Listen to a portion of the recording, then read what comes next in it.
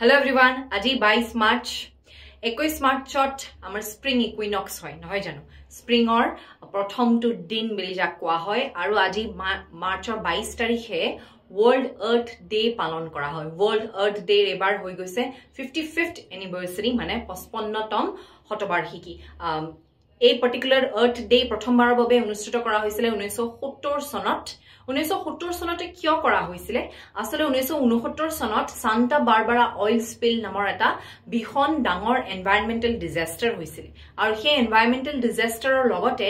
silent spring নামৰ এখন কিতাপো সেই সময়তে ৰচনা হৈছিল ৰেচেল কাৰ্সনৰ আৰু সেই গুটেই সমূহ মিলি পেলাই এটা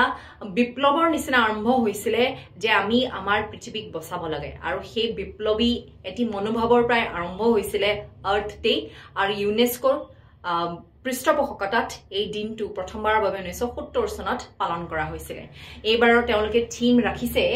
আৱাৰ পাৱাৰ আৱাৰ প্ল্যানেট আৰু বিশেষকৈ নৱীকৰণযোগ্য এনাৰ্জি নৱীকৰণযোগ্য শক্তি ৰিনিউৱেবল এনাৰ্জিৰ ওপৰত বেছি গুৰুত্ব দিয়া হৈছে লগতে কমেন্ট সেকশনত এটা কথা জনাব 22 মাৰ্চত আৰু এটা দিন পালন কৰা হয় সেই দিনটো কি কমেন্ট সেকশনত জনাব থ্যাংক ইউ